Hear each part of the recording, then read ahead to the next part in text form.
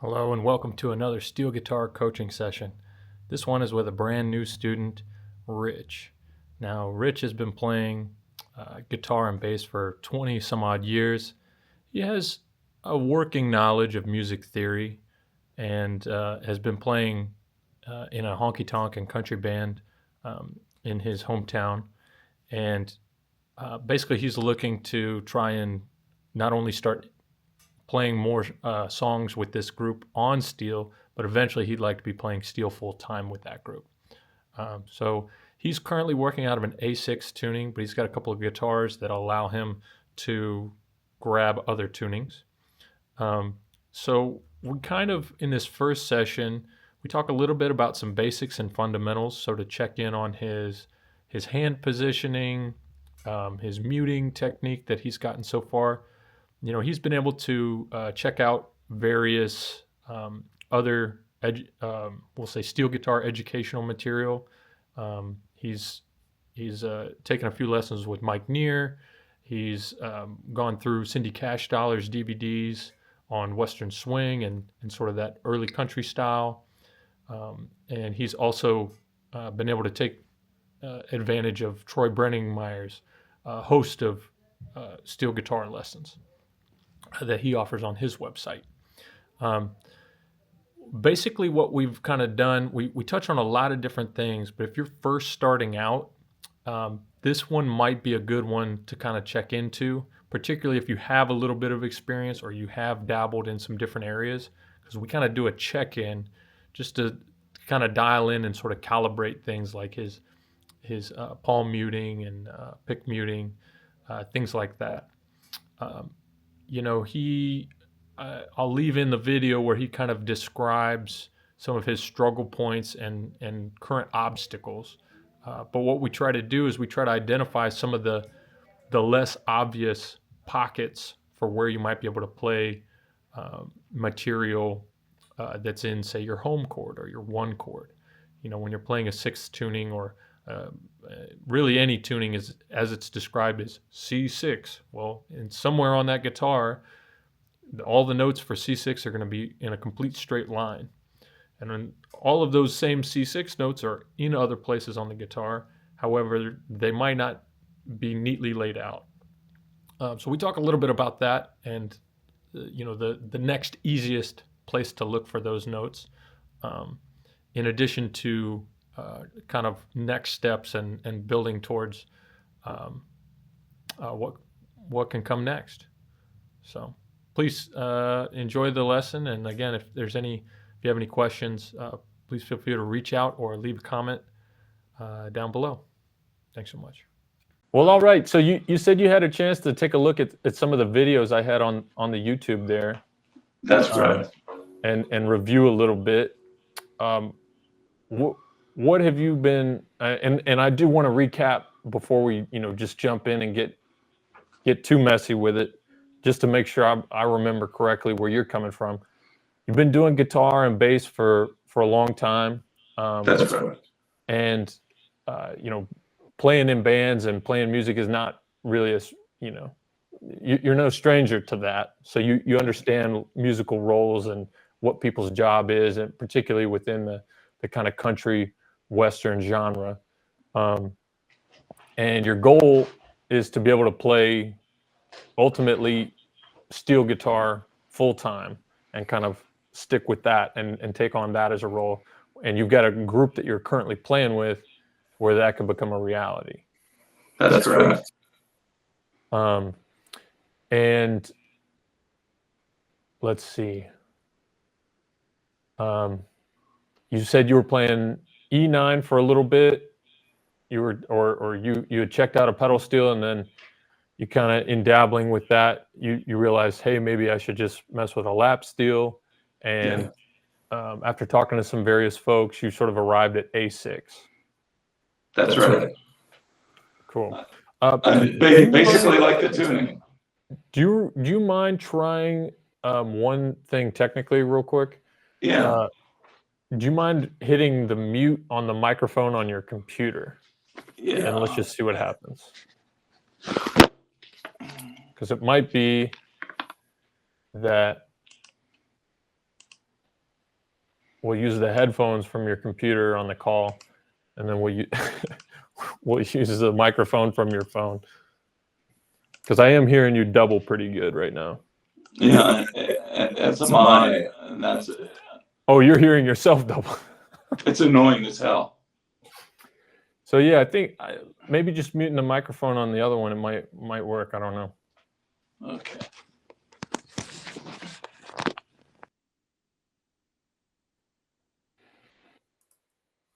Now I can't hear you at all. Oh, now I can hear you. Okay. Yeah, I got you. But let's see. I read you now. The all important. No more echo. There we go. Can you hear that? Not anymore, no.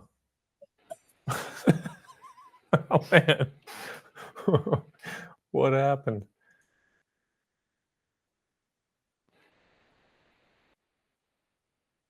Such a sweet steel guitar too. It's a Sierra. Those things are awesome. Yeah. It was a Christmas present from my beautiful bride. Well, she's got good taste. Yeah, well, at least in steel guitars. Oh, don't kid yourself, man. Don't kid yourself. All right, I can't hear it too well, but we'll just we'll keep rolling. We'll just assume that everything you're playing is exactly right today, and we'll figure out the sound and the tech as we go. But I definitely want to get into some stuff, and I'd love to start with what you've been able to find. Obviously, any playing examples are going to be difficult for me to hear on this go around. So just even just letting me know, like conceptually, what sort of made sense in some of the lessons, what you had time to go over, what you didn't have time to go over. If in your playing so far you've had some obstacles, things like that. Maybe start there. Yeah, I think I went through it. It was about a week or two ago. I've actually got some work going on right now that's taking precedence a little bit. But Sure. It's just being able to find. If I'm playing in the key of A, it's really easy. It's on the 12th, or it's open, or it's on the 24th. But being able to find more places like that, more areas to find. I've done some work with the finding where the thirds are, some of the six on the three different rips here, but as far as going along. Sure. Okay. The guitar. So I mean, that's really, if you could hear it, I could play a lot of stuff and kind of figure out how to do it. Some of it I've learned from, either from Cindy Cash Dollar's stuff, or or listening to Eddie Rivers, or some of the stuff with Mike Neer that I've worked with. Yeah, being able to kind of leverage some of the material that's out there. That's all of that stuff is really good, and everything they have to say about it is probably overlapping in some ways, but it's always nice to hear a different perspective or have the same ideas articulated a different way. Right. I would say, well, there's a couple things right off the bat. And, I know when we were talking before, you had mentioned, hang on a second, I'm getting an echo over here. You had mentioned that, no, I can hear myself. I turned you up, and then I turned everything up, and I was like, oh, I'm hearing myself very loudly. I can't think now. I fixed it. So, what was I going to say? Oh, you had mentioned like sort of understanding things in sort of like kind of a pocket way, like there's a physical position, and not necessarily like if I asked you, within 1 second, you probably couldn't tell me exactly music theory, what that is, or if I pointed at that note, some random note on the steel guitar, and I said, all right, what's that note? You might not be able to Right. do instant recall, but you know how to figure out what note that would be. But it Yeah, would take a that's moment right. to like, Yeah, okay, well that's the sixth of, well, I'm at the fifth fret, so that would be, the key of D in my A6. So, things like that. that's right. What might be helpful today is I could give you a couple of things that I've found are kind of quick tips, if you will, on how Okay. to find certain things like intervals and things on a sixth tuning. So that would be one thing I could help you with. Okay. Um, the second thing would be, in any of the videos that you watched so far, did you watch any that had to do specifically with like, hey, we're not going to worry about musically what's happening, but we're instead going to focus like physically what's happening with like the right hand? Yeah. Yeah. I've worked on my blocking and all of that. Okay. My blocking is not great. And it's funny you mentioned that because it's like you can't hear it, but like you're what is it? Hey, good looking. I find myself because you're playing those, I guess it's the interval between the second and the fifth string, or you're playing these little, and I can hear the bar sliding on it. So it's like I'm usually pretty good going, oh yeah, this is great, because I'm playing I'm playing through the thirds, but when I start Right. to play the sixth, then that's where I hear the bar noise, and I can tell that I'm not doing as good a job at blocking as I could be. Well, maybe since we have the different camera angles today, we can kind of just check in on some of those techniques and kind of make sure that maybe I can give you a few pointers and um, perhaps you might find that, oh, I wasn't holding my hand like that, or oh, I didn't realize it was okay for me to do this kind of a thing. Right. And those there's some small nuances that I've found that help to eliminate that string noise, if you will. Let me jump to this top-down view here and see what we can see here. Actually, we'll go over to the, I guess, split view. We can do that, where we can kind of see. Oh shoot! I got my three views, and I can't even figure out which one I want. I wanted this front view here, to kind of demonstrate a little bit of what's happening here. Now, when I play, I use 3 finger picks and a thumb pick. You don't have to use that. Most people, they play with 2 finger picks and a thumb pick. Right. Or they'll do, if they play guitar, they'll use a flat pick in between here, and then on these other 2 fingers, they'll use finger picks. So some people do that, particularly Yeah. if they are just very comfortable with flat picking guitars. So one thing is, for example, when you're palm muting, and this was early on, I did not realize this until I took a few lessons with Chris Scruggs. I would have my 2 fingers out here on my picking hand out here.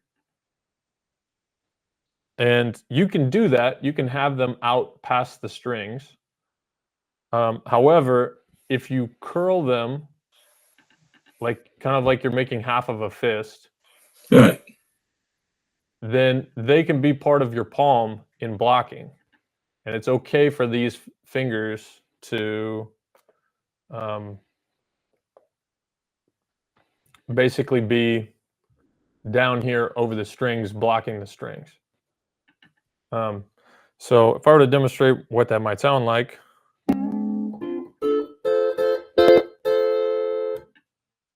I'm placing these fingers on the strings just as much as the heel of my hand back here is also touching. So there's some sort of combination of my fingers, coming in contact with the strings just as much as the back part of my hand back here.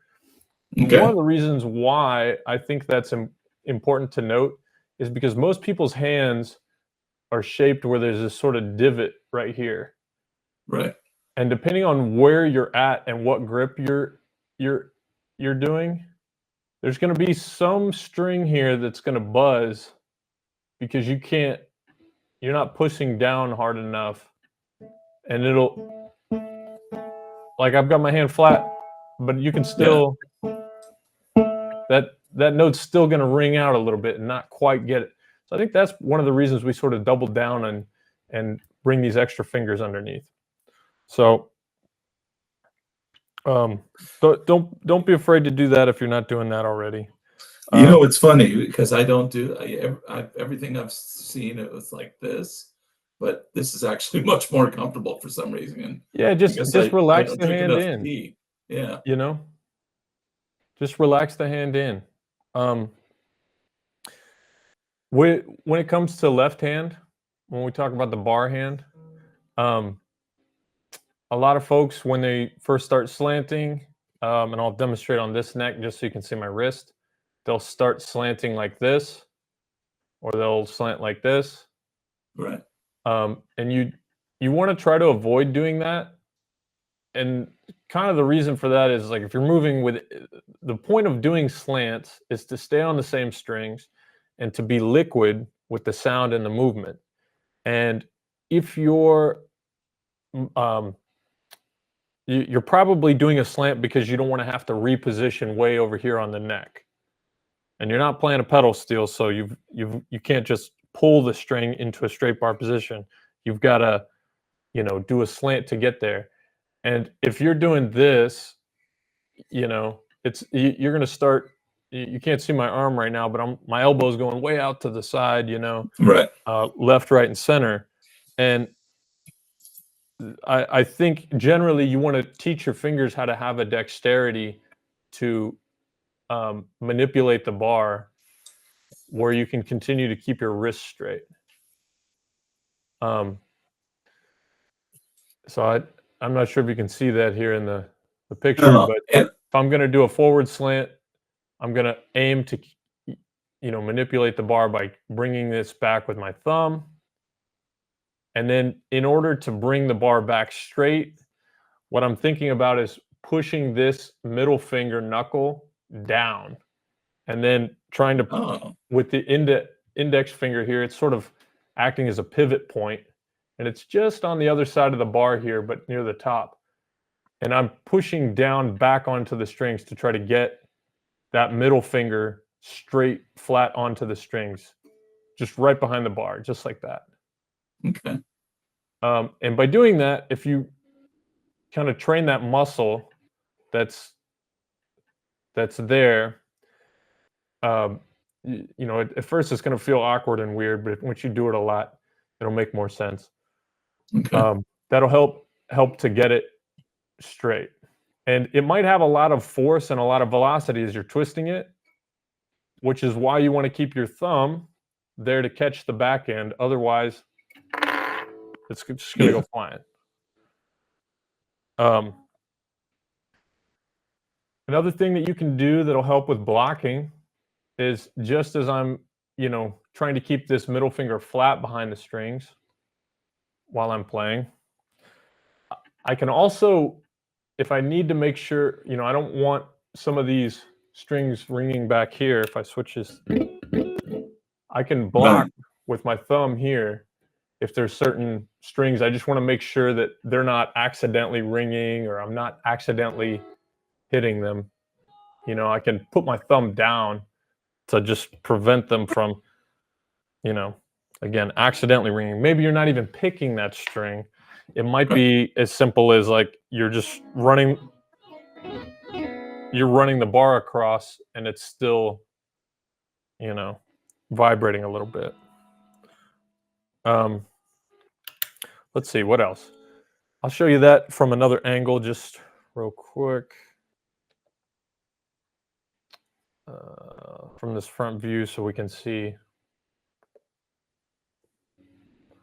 You can see the, when I hold the bar, I try to hold the bar kind of like you might a pencil. I'm not left-handed particularly, so I wouldn't write with a pencil, but I try to hold it kind of how, with those three fingers, how you might write. Again, the idea is you want to have the middle finger laying flat on the strings behind it, as flat as you can, and that can be kind of tricky because the back part of your middle finger or your hand is going to want to come up, and you want to try to push it down if you can. Okay. And then these two fingers just sort of, I'm sure in the videos that you saw with Cindy, you know, these are just back here to help deaden the strings in case your middle finger is missing something, particularly back here on the lower side. Now, Jerry Bird will talk about this index finger being right at the sort of the edge of the bar, the tip, right above the bullet nose. And he'll talk about it kind of arching that finger as a pivot point, so that when you do your slides, the bar is pivoting from that index finger. Okay.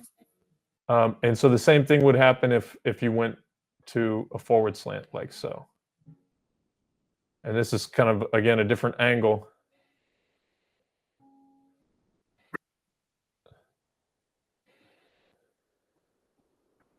And one thing you want to do, as I'm noticing here, you want to try, when you do these slants, you want to try to keep even that middle finger. Your wrist is going to turn.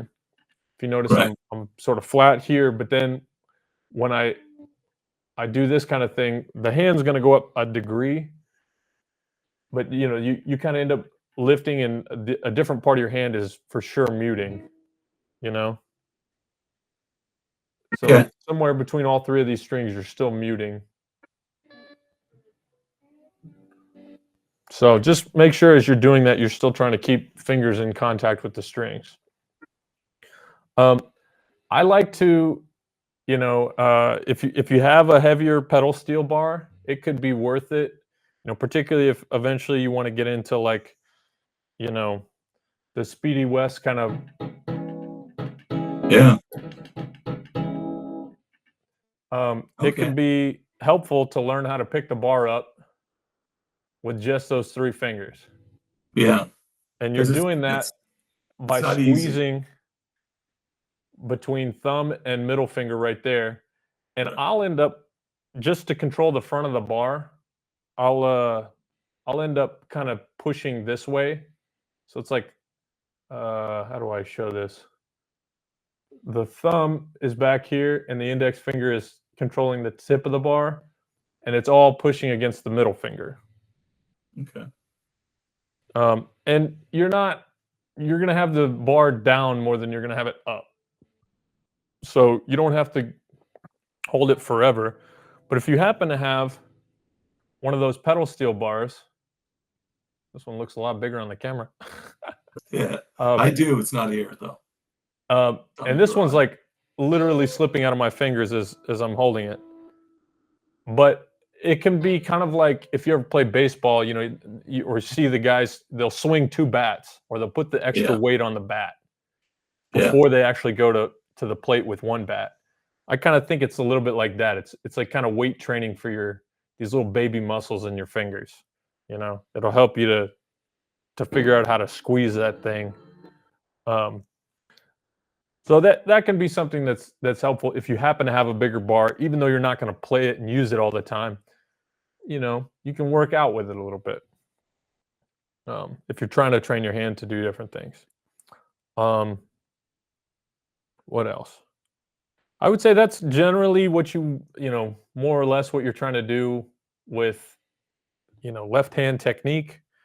You know, when it comes to right hand, and I think probably early on, you're going to get mostly hung up by your right hand.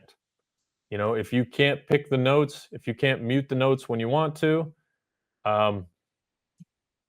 that's what you're hung up by, is your right hand.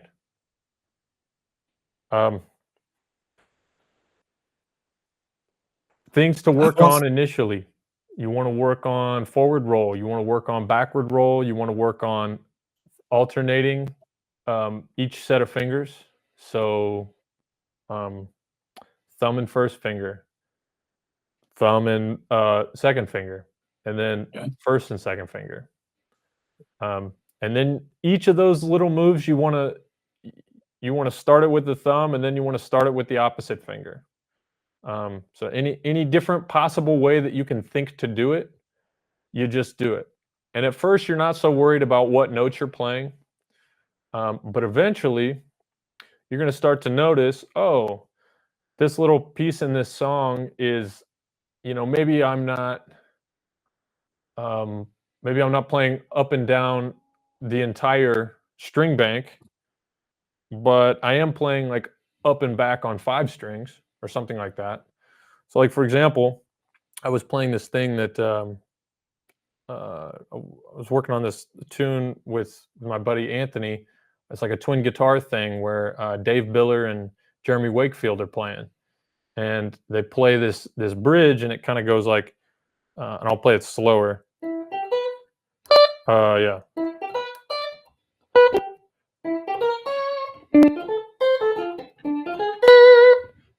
And then it keeps going and it goes on a run. But just the idea of being able to say, okay, I'm going to alternate and palm mute thumb and first finger, and doing an exercise like going,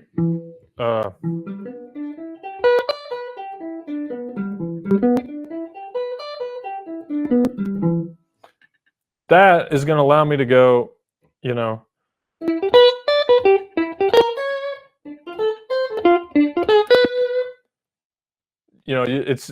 you start to learn where, oh, this is applicable in a song right here, where here's an actual melody. Right. So you're not going to be far away from the application of the skill, but it is important that we do those boring things, or we just do those exercises. And I remember you mentioning, hey, sometimes you just got to decompress after work. You're watching TV, turn the amp off, don't even worry about it. Bring that thing in, take the legs off, or bring the legs up to the couch, whatever, and just and if you got to make sure that thing doesn't make any noise at all, just stick your left hand right here and go. Just do your exercise that you're trying to do with your right hand. Yeah, if it's like I see you doing there, like a forward roll, and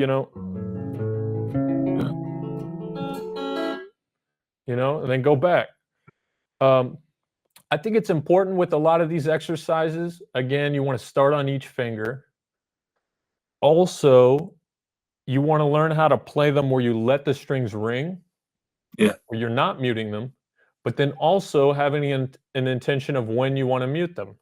So if you want to mute them after each and every note, being able to do that. Or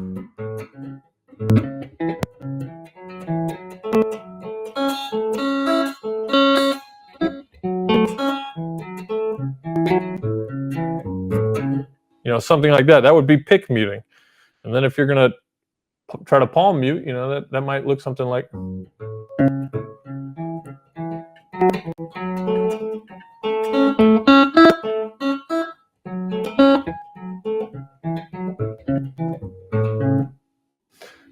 Where you're kind of bouncing as you're going.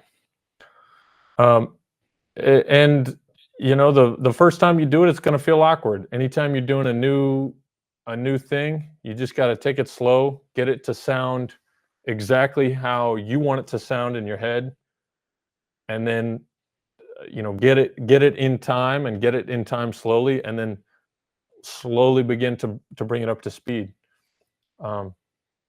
It's tedious work, but the steel guitar is not. It's not these are not natural movements, Right. No. Let's talk. So we can talk a little bit about some of these things, although it sounds like you probably saw the video where I kind of maybe broke it down with like the thumb 1, 2, thumb and 1, and maybe there was a chart in that video. I think there was. Okay, so yeah, if you want to work specifically on those moves, I would do that. Okay. Or go back and watch that video, just so we don't. We got a few more minutes here. I don't want re-go over something if it's already available to you. Let's switch gears for a second. Let's talk a little bit about some tips for thinking about different intervals that are available to you on a sixth tuning. So whether it's C6, A6, E6, or any other sixth tuning, what you can generally think of is when you play two strings that are next to each other, you can think thirds. Right. It's not always a third. Sometimes, when you're playing the fifth and the sixth, that's a second. So you have a major third on A6 on the top, right? You're between your C sharp and the E. Or actually, that's a minor third. Sorry, minor third. And then between your A and C sharp, you have a major third.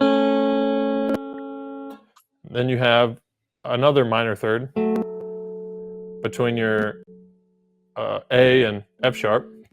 And then between your F sharp and E, that's your whole step. A little bit crunchier. And then once you keep going back down, you repeat the ones you had on the top. So you have minor third, major third, minor third. And if you were playing C6, you would have the same intervals, except this top interval would go to the bottom.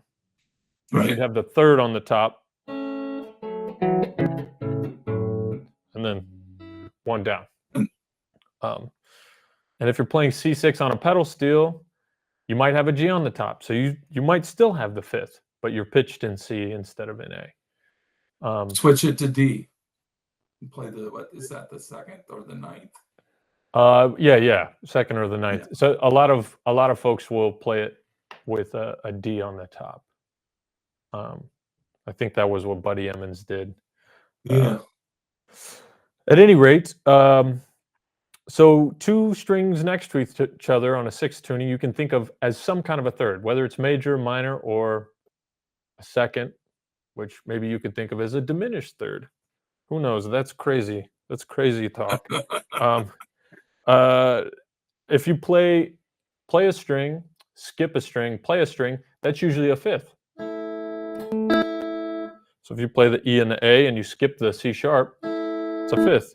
If you play the C sharp and the F sharp, that's also a fifth. Now, if you play the A and the E, oh wait, that's also a fifth. So play one, skip one is a fifth. So if you want those, power chord type things, or what would that be? Oh, that's actually.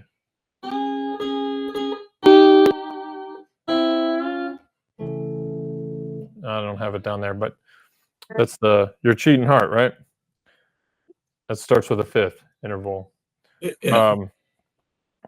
But Don would have played that in E6, and he would have had a minor third on the top. So he would have played that in our setting on strings 2 and 4. If you play one, skip 2 and play another one. That's a sixth. So, you have your.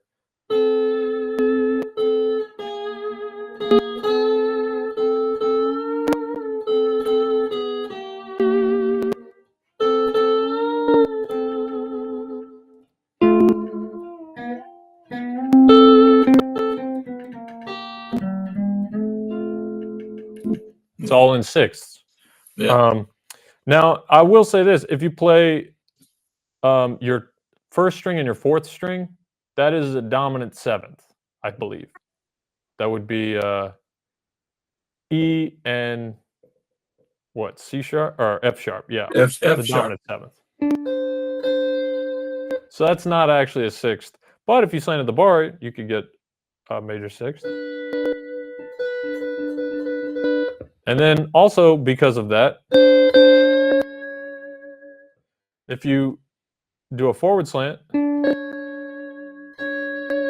you could play a root and a major 7 if your root was on the fourth string. So in some instances, you may want to play that.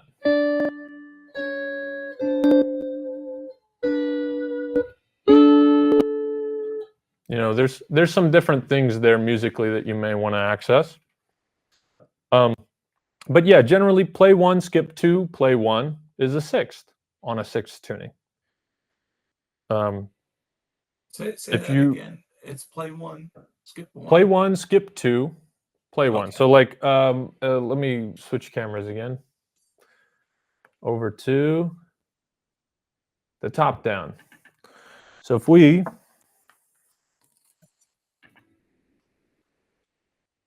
were to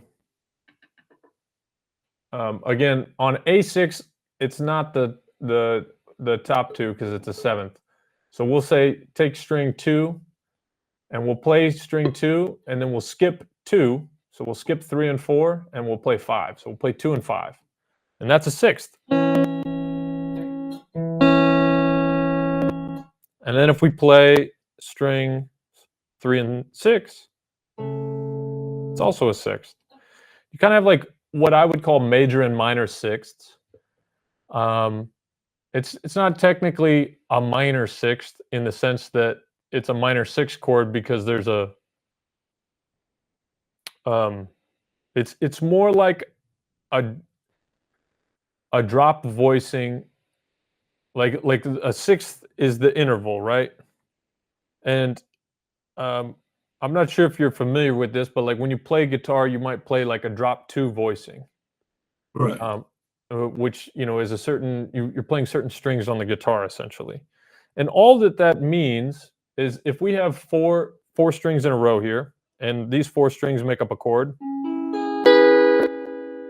if I take the second voice, so which in our case, these are the top 4 strings, so this would be string 2, and I bring it down an octave,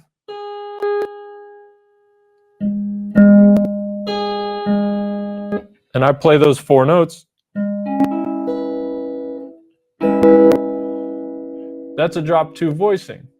Now what happens there is if I'm, let's say for example, I'm playing strings 2 and 3, and I drop that string above it down an octave, then I have that same third, I just have it down an octave. And that's kind of what I think of when I'm playing sixths. Thirds and sixths, so it's 2 strings right next to each other, or those intervals are used all throughout that classic honky-tonk and classic country stuff. So Don Helms is using that, Jerry Bird's using that all over the place. It's kind of a bread and butter, and those are things that eventually you want to be able to work up your major scale in thirds and sixths. And like, for example, you mentioned Hey Good Looking. That's that intro and more or less solo break is all thirds and sixths. It's a bit trickier to play on an A6 tuning because he played it on an E6 tuning, and he had a few things. Basically, it means that the section of the guitar he's playing for us on A6 is going to be basically off camera over here. Right. Whereas for him, it would have been like here on E6. But because we're trying to do those and on the same interval strings, we've got to do the intro on strings like what would that be, 6, 5, and 3. Yeah. As opposed to, you know, he would have done it on 5, 4, and 2, but 4 frets back. So, anyways, we can work on that probably next time. Play 1, skip 3. That's octaves. And I do have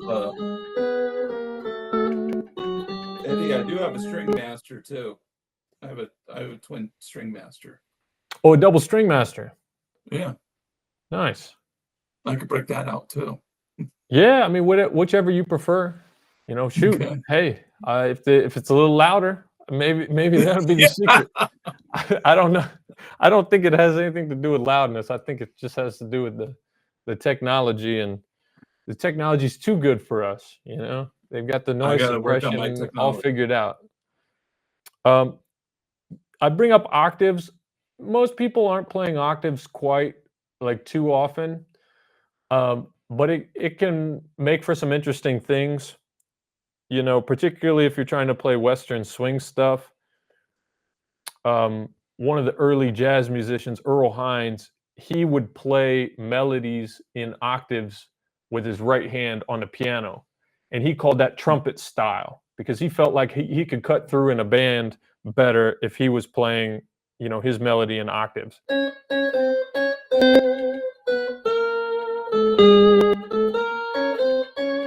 You know, it's Yeah. it's an interesting thing. I tend to think when I think lap steel and who might be playing octaves that I could go back and listen to, there's definitely an element of like Santo and Johnny where they're not in every song, like he's not doing that in Sleepwalk or Teardrop really, which are kind of a few of the more popular songs. But there's definitely tunes that they covered and they did where Santo's just playing the melody in octaves, and it sounds really beautiful and really nice. You know, when he's got the reverb kind of cranked up on his steel. So there's utility in it, you know, and a lot of times you'll play that again with your your thumb and your middle finger, just because. I mean, you could do it like this, but I don't know. It kind of makes this one available for an inner voice if you want it. Sometimes people do that. Play one, skip one, play one, skip one.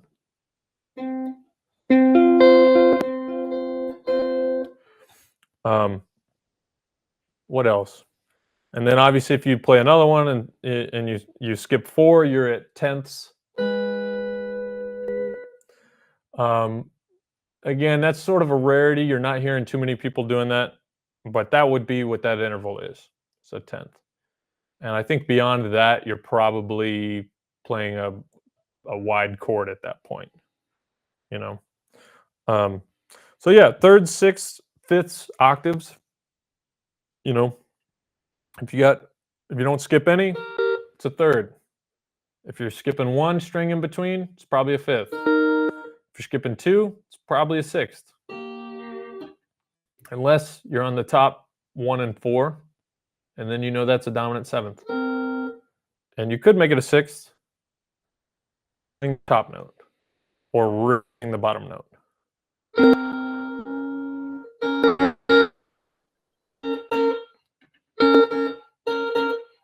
Sixth.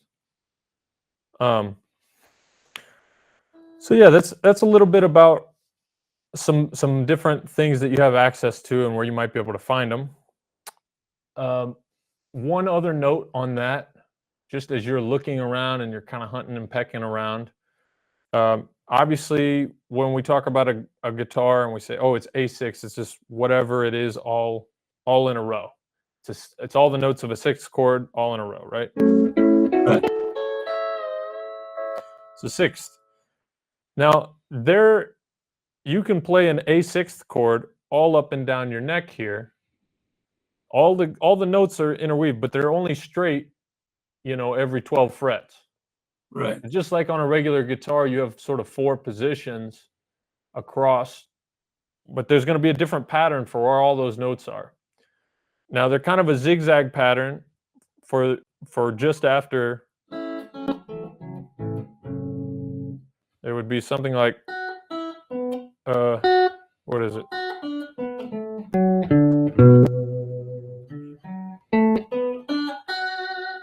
And then you can come up a little bit.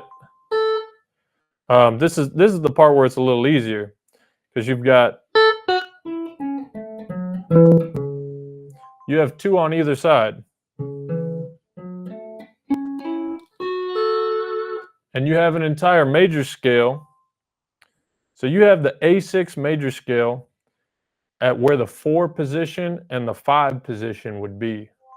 You can play a whole scale.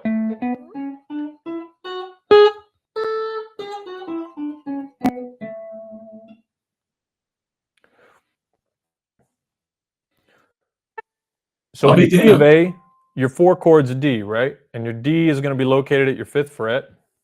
And that's a D6 chord.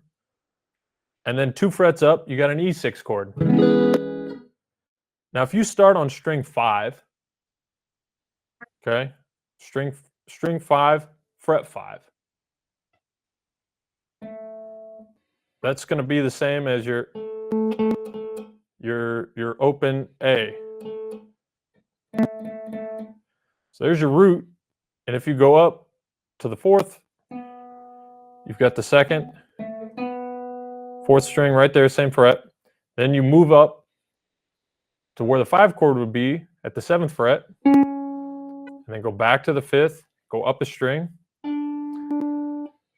go back up to the 7th fret, same string, go back down, up to the 2nd string, back 2 frets to the 5th fret, and then back up, and then back down.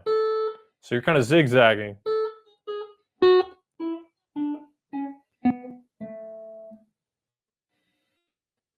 Again, I can't hear it, but it looks like you got it.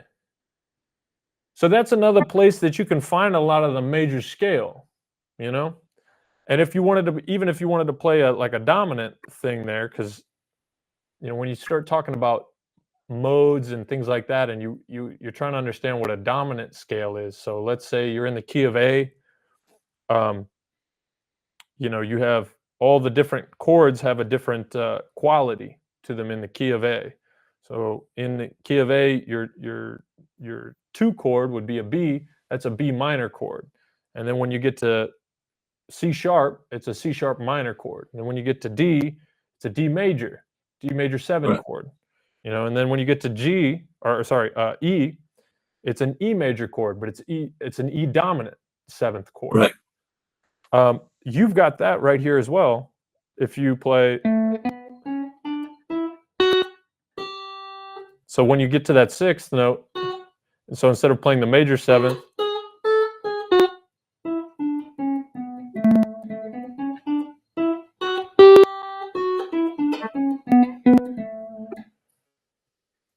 although that I believe that might be I guess that would make it A7. So that's not the dominant. That wouldn't be your 5/7 chord. Your 5/7 chord, you'd probably find that over here near A. So you'd probably find that at your 12th and your 14th fret. So if this is E6, you'd have E dominant 7 scale right here.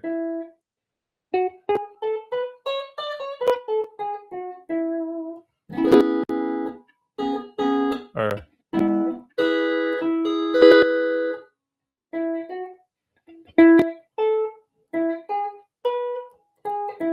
yeah, that's right.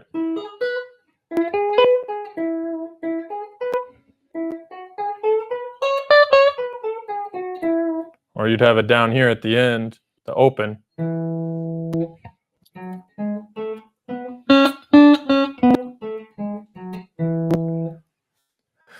So those are a nice, easy place to find your major scale in single notes. And it's sort of related to where your how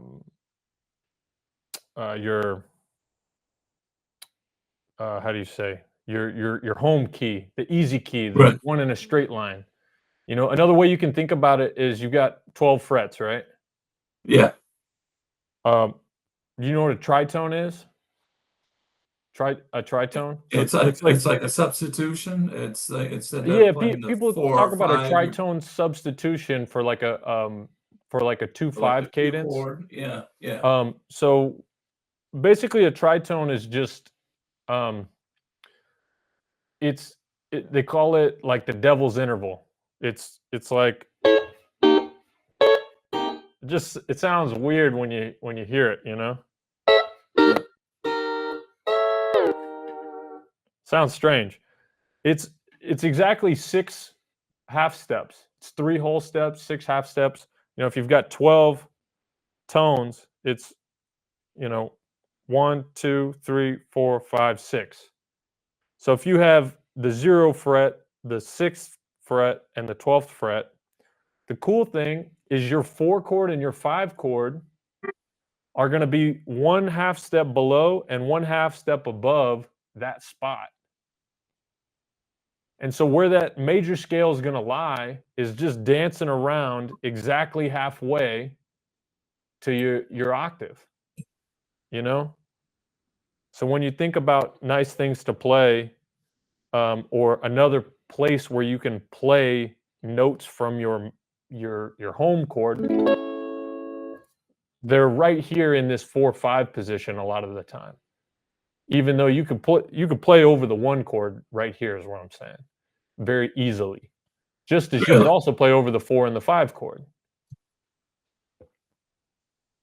So playing on the 4th, you could literally play on the, if you're in the key of A and you're sitting on the 1 chord here, you're saying I could play on the 4th fret, which would be what, D flat or the 5th C fret sharp. over the 4 chord, right? The main thing to do is you got to figure out which notes are in, you know, but Mhm. they're in the scale is the good thing. Some of them are going to sound a little crunchy to stay on, but like for example, there's like a cliche that you'll hear just about anywhere and everywhere. And so, for example,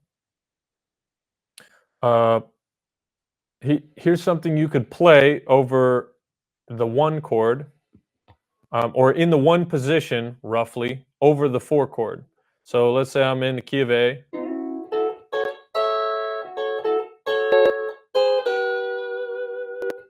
And then I want to play over the 4 chord. Okay. These 2 notes are the 4 chord right here.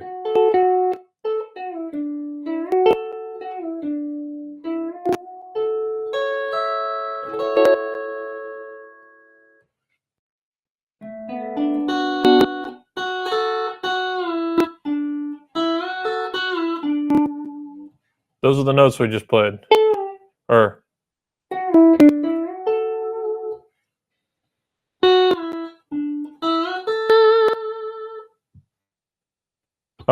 so there's like little pockets of things that you can play. You know, 2 notes, 1 note. You might not be able to get the whole 3-4 note chord right there Right. at that 1 position, but a lot of times there's 2 notes that maybe you just need a slant.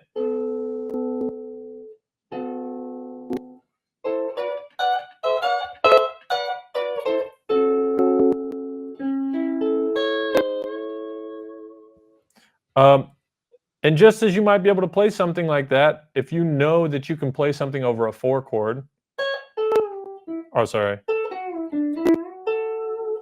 Then if you move that 2 frets up, you can play it over a 5 chord.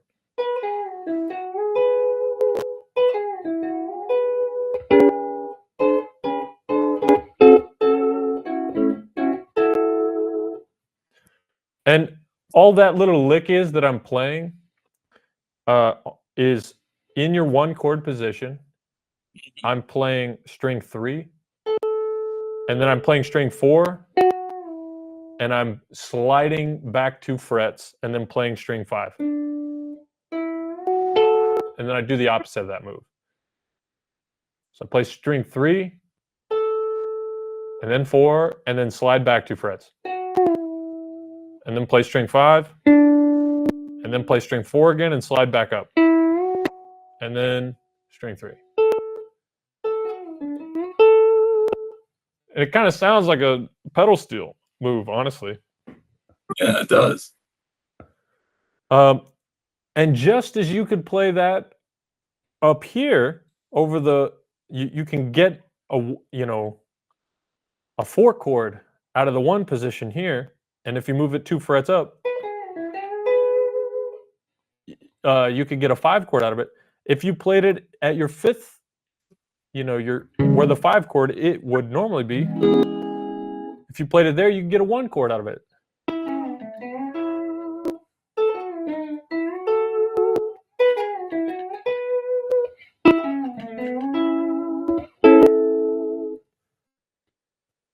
So there's all these interesting little circle of fifths things that are located in different spots. You know, you can play over just about any chord you might need to in one area of the neck. However, you got to know how that pattern is going to lay out and how to, Right. find a slick way to get into that pattern from the last pattern, from the other chord that you were just in. And we'll go over some of that stuff because I think it's pretty integral. Looking at like Hank Sr. and both Don and Jerry and what they were doing with him, because when you start to break down their playing, they show you a lot of the you hear these moves and you hear him. Oh, wait a minute! I just heard him play that in Hey Good Looking, and now he's playing that, but they're at half the tempo in Cold Cold Heart or in You're Cheating Heart. Oh, but now they're doing it in a waltz, and so you're hearing it the same sort of musical ideas in different contexts, and both of them approach it slightly differently.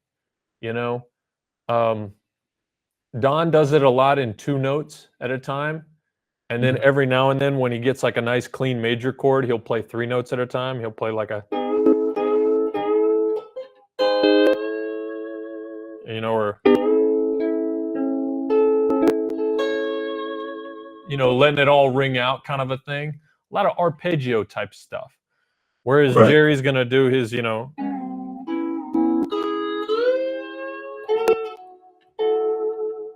something like that. I'm over here dropping the bar. Look at me.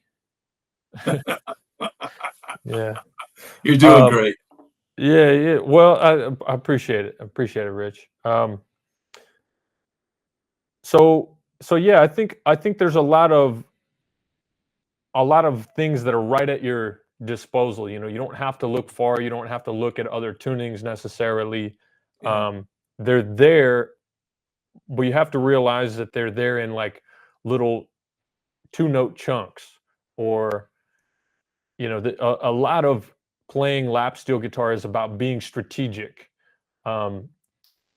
You're particularly if you're playing lead parts, and you're playing in the context of a band, you're probably going to let the rest of the band take care of like a root and a fifth, or maybe a lower third, and you might be playing an upper extension of something, which really in reality might just be like a minor triad. You might be playing 3 notes, but it might equate to a 9 chord or a sharp 11 chord at the end of the day. That's the flavor, that's the tastiness. And when we start digging into Jerry Byrd playing with Hank Williams, that's a lot of what he was bringing to the table. Is he'll be playing 2 like 3-note slants, but when you dissect what it is, Hank's over there playing cowboy chords. And when Hank's just playing a regular old cowboy chord, and then Jerry Bird's doing, or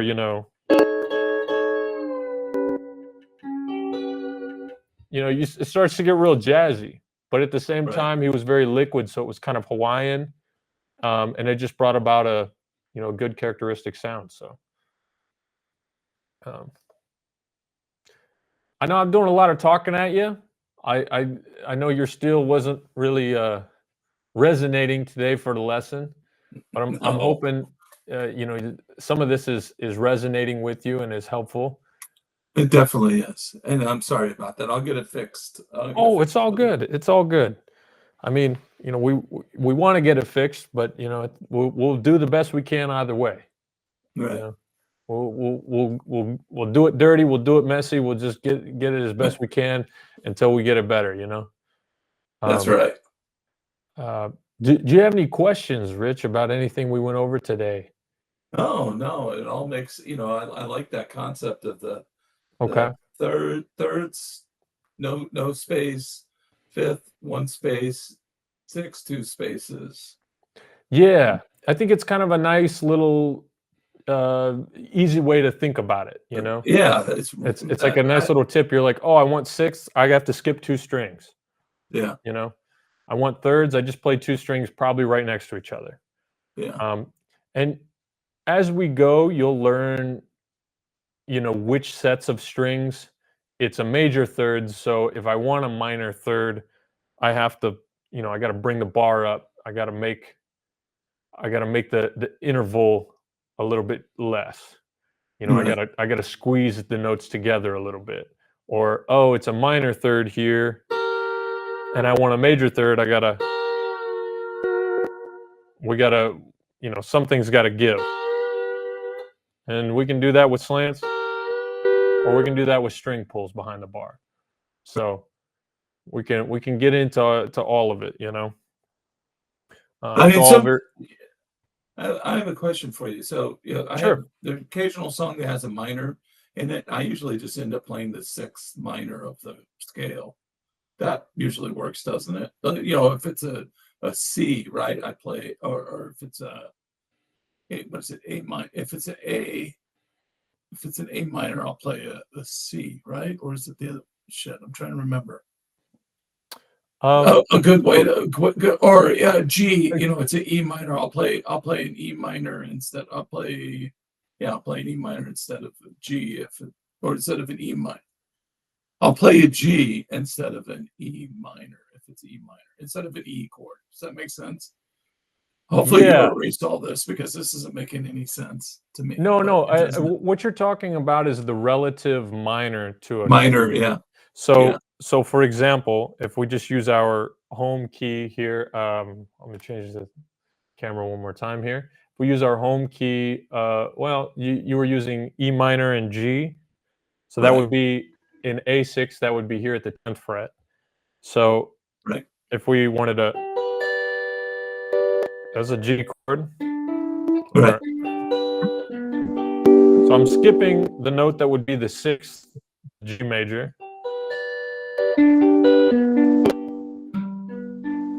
Now what happens is if I play the minor triads that are available here and I skip the E, or sorry, if I skip what note are we skipping?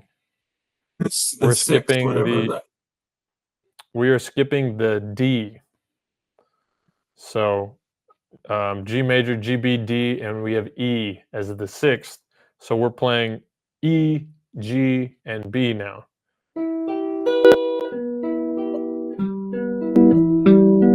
And so I believe you were saying in the context of E minor, you would just play a G chord. Is that what you were saying? Right. Yeah. You could do that. If you want to know, so that would maybe be good homework. Is to figure out your major grips and your minor grips in a setting. Now, there's another little hack you can do. So let's say, for example, I wanted to play G major, and the song that I was playing, okay, let's use a common chord progression here. So let's say we're in the key of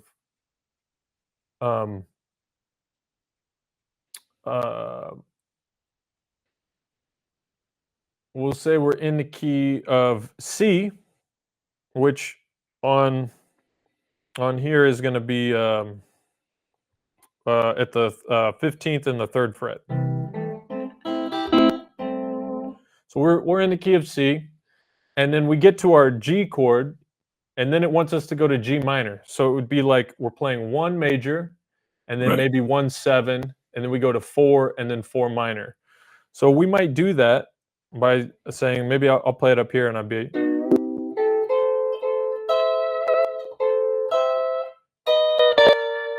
And I go to my 4 chord, G.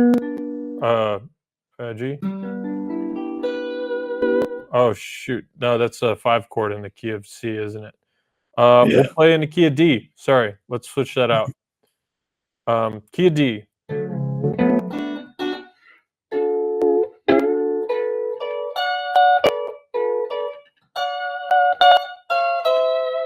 And then we get to our G chord. And then we need to go to G minor. We're going to take any minor triad that we can play. So that could be 2, 3, and 4. That could be 3, 5, or 3, 4, and 6. Or it could be 6, 7, 8.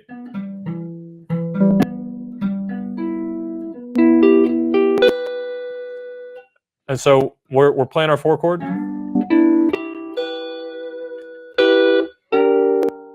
We go up 3 frets. Okay. So you go up 3 and play a minor triad, any minor triad. That's where the if you're playing G major, and now I want G minor, I go up 3 frets and play minor. Okay. And then you can go right back to your D.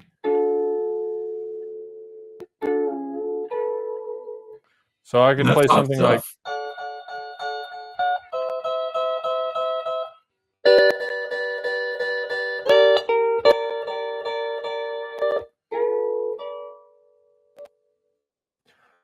so that's where you can find the minor that is the same key center. If you're looking for the relative minor, like you were going to play a progression like 1, 6, 2, 5, 1, and you had a 1 and then a minor 6, that would be located at the same fret. So you'd be playing, your G.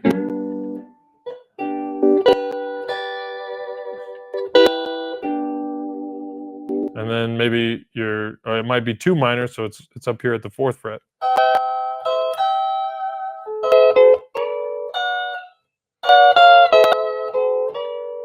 And then, something up there, something squirrely up there. Did that kind of answer your question there about the minor? It definitely does. It definitely Okay, does. Thank you. cool. That was great. And I hope that gave you a little extra context of, I feel like that's sort of a common chord progression is 4, 4 minor, or 4 sharp 4, which is a little bit different of a story. But, if you're looking for the minor, just go up 3 frets and you can grab any minor triad shape. And that's where you'll find the one that you need. At least in the short term. That's your easy find. There's other ones in there too, but that's where you start getting into that slant bar where you got it. And you got major ones down here. Or there's your major one. They're all over the place. So we'll start to unlock them as we go. All right, Sounds Rich, anything else? I think that'll do it, my friend. I appreciate your time. All right, brother.